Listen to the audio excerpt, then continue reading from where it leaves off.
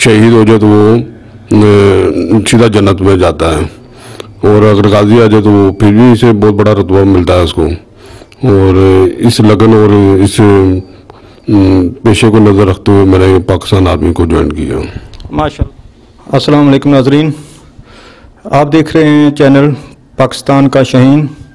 जैसा कि पिछली वीडियो में हमने आपको कहा था कि हम पाकिस्तान के शहीनों का आपको तारफ़ कराया करेंगे और बताया करेंगे कि उनकी पाकिस्तान के लिए कुर्बानियाँ और उनकी खिदमत, जिनका तल्लुक़ ज़्यादातर पाक फ़ौज के जवानों से है, कि जिन्होंने अपनी धरती माँ के लिए, इस अर्ज़ वतन के लिए अपनी जानों का नजराना पेश किया और अपनी कीमती अज़ा की कुर्बानी दी, जिनमें से अक्सरियत शोहदा और गाज़ी हैं। तो इन्होंने ये सारा काम क्यों किया? पैसे लेने या तनख्वाह के लिए? तो और भी बहुत सारे महकमे हैं जहाँ पर जॉब की जा सकती है, लेकिन इन्होंने पाक फ़ौज को ही क्यों चुना? यानी कि तनख्वाह सिर्फ लेने का अगर मतलब होता तो ये और महकमे भी ज्वाइन कर सकते थे। तो वो कौन सा जज्बा है जो इनको पाक फ़ौज में भर्ती करने पर मजबूर करता है, और ये क्यों करते हैं? आज हम एक गाज़ी के घर पे मौजूद हैं जिनका नाम है जुल्फ़कार।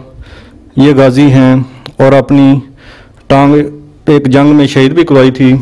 तो आइए हम आपको मिलवाते हैं जनाब जुल्फ़कार साहब से। ये पाक फ़ौज के जवान थे जो अपनी आखिरी मार्के में अपनी यादें ताज़ा करते हैं हमारे साथ। तो आइए आपकी इनसे मुलाकात करवाते हैं। जी अस्सलाम वालेकुम। वालेकुम सलाम। जुल्फ़कार साहब, ये आपको आर्मी में ही क्यों आपने सेलेक्ट किया? इसकी क्या वजह है? अगर आपने तनख्वाह ही लेनी थी तो और भी बहुत सारे महकमे थे, तो आर्मी ही क्यों पसंद आई आपको?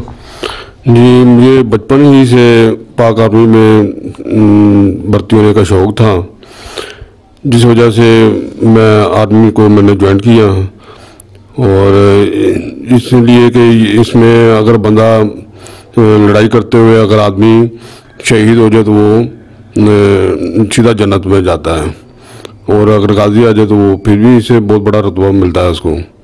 और इस लगन और इस पेशे को नज़र रखते हुए मैंने पाकिस्तान आर्मी को ज्वाइन किया। माशाअल्लाह जी। जैसा कि हदीस शरीफ का मफ़हूम है कि मोमिन के लिए दोनों ही एजाज़ की बात हैं, गाज़ी भी और शहीद भी। गाज़ी भी उतना ही रुतबा है जितना शहीद का है। तो ये हर मुसलमान की ख्वाहिश होती है कि अपने वतन के लिए जान कुर्बान की जाए, और वतन भी ऐसा कि जो कलमे की बुनियाद पर बना, जिसकी बुनियादों में लाखों शहीदों का खून है, इफ़्फ़त माओ और बहनों की इज्जतों की कुर्बानियाँ हैं। तो ये इसको जितनी कुर्बानियों से हमने हासिल किया है, इसको कायम रखने के लिए, बरकरार रखने के लिए उतनी ही कुर्बानियों की ज़रूरत है। तो जुल्फ़कार साहब, आप बताइए कि आप कब फ़ौज में भर्ती हुए और कौन कौन से आपने अहम मिशन इस फ़ौज के नौकरी के दरमियान में किए हैं? ज़रा हमारे सामीन को बताइएगा। जी, मैंने 1986 में पाक आर्मी ज्वाइन की, और इस सिलसिले में पहले ट्रेनिंग की, फिर उसके बाद मैं यूनिट में आया। यूनिट में आने के बाद सन 2008 में यूएन मिशन पे मैं बाहर गया। ये कौन से मुल्क गए थे? अक़वाम मुत्तहिदा की फ़ौज में मतलब मैं कांगो गया था। अच्छा, कांगो में आपको क्या अहदाफ थे या किस सिलसिले में वहाँ जाना पड़ा? कांगो में हमारी ये ड्यूटी थी कि उधर उस इलाके में खाना जंगी थी, और हमारा ये काम था कि उस मुल्क में अमन कायम किया जाए ताकि वो लोग बेहतर ज़िंदगी बसर कर सकें। तो किन किन मुश्किलात का आपको सामना करना पड़ा वहाँ कांगो में जाके? वहाँ चैलेंज क्या क्या थे आपके लिए? चैलेंज ये थे कि वो जो उनके मुकामी लोग थे वो आपस में लड़ते झगड़ते रहते थे और हंगामे करते थे। हमारा ये था उनमें सुलह कराना या उनको आपस में जो है ना प्यार मोहब्बत की तलकीन करना, ताकि ये लड़ाई झगड़े ना करें और मुल्क खुशहाल हो, तरक्की करें। अच्छा, वहाँ आप कितना अरसा रहे? वहाँ तकरीबन मैं 1 साल की ड्यूटी की थी, और उसके बाद हम वापस आ गए। अच्छा।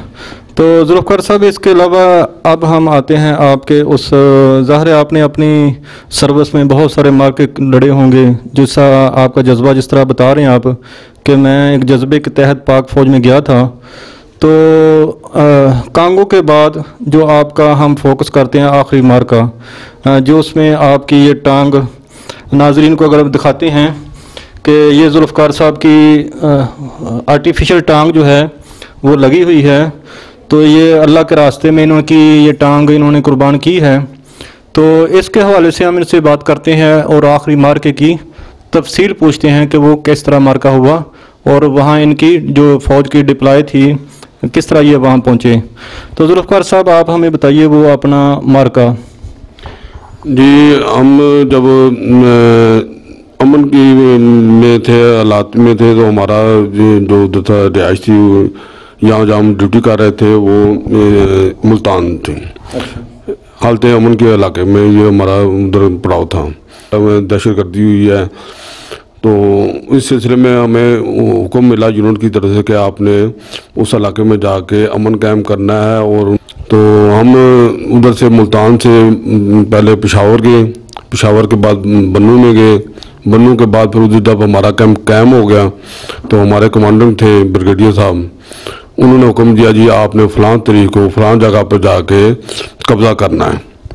تو جب تمام آدمی اکٹھے ہو گئے، اس میں ہماری بہت سی فورسز بیچ میں شامل تھیں، کیونکہ میرا تعلق پاکستان آرمی کے انجینئر گروپ سے تھا، تو ہمارا یہ کام تھا کہ راستے کو کلیئر کرنا کہ وہ کسی قسم کی تفریق کاری نہ ہو اس میں۔ تو اس سلسلے میں پھر سب سے پہلے ہم نے وہ علاقہ کلیئر کیا اور اس کے بعد ہم نے ان کو اجازت دی، پچھلی جو فورسز تھی، کہ وہ آپ آگے آ سکتے ہو۔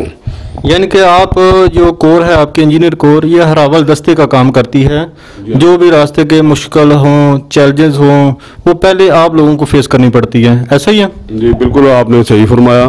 یہ سب سے پہلے علاقہ ہم نے انجینئر والوں نے کلیئر کرنا ہے، ہم جب کلیئر کریں گے تو باقی فورسز آگے وہ حرکت کرے گی۔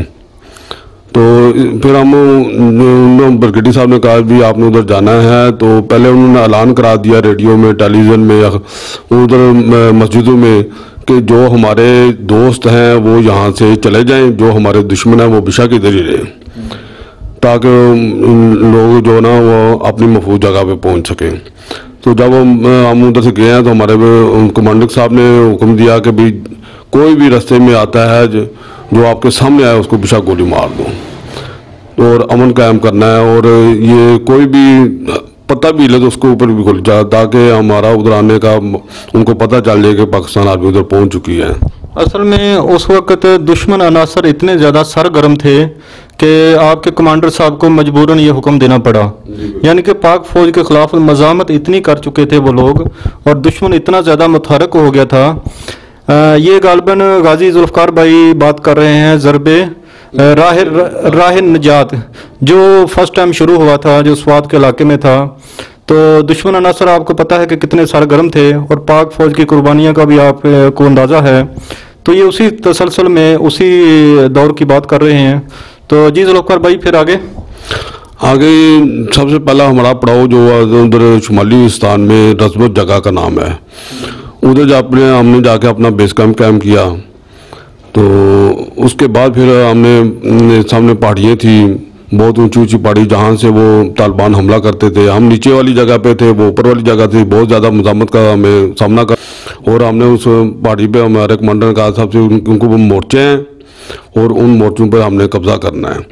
تو لہذا وہ تمام فورسز جو ہماری ساتھ گئی تھیں ان کو لے کے ڈپلائی کیا، اور ہم نے تقریباً رات 6 بجے ہم ادھر سے اس کے اوپر چڑھنا شروع کیا، جو ہم صبح 4 بجے تک ہم بمشکل اوپر پہنچے تھے۔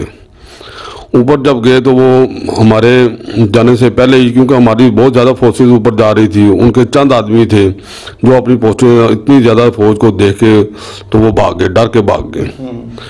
تو اوپر جا کے ہم نے پھر ان کی پوسٹوں پر قبضہ کر لیا۔ تو پھر ہمارے کمانڈر صاحب نے کہا جی ٹھیک ہے، ابھی آپ اپنی فوجی جو مختلف پوسٹیں بنا لیں تاکہ ان کو دوبارہ اوپر آنے کا موقع نہ ملنا پڑا۔ لیکن ہمارا جذبہ اور ہمارا ایمانی قوت اتنی زیادہ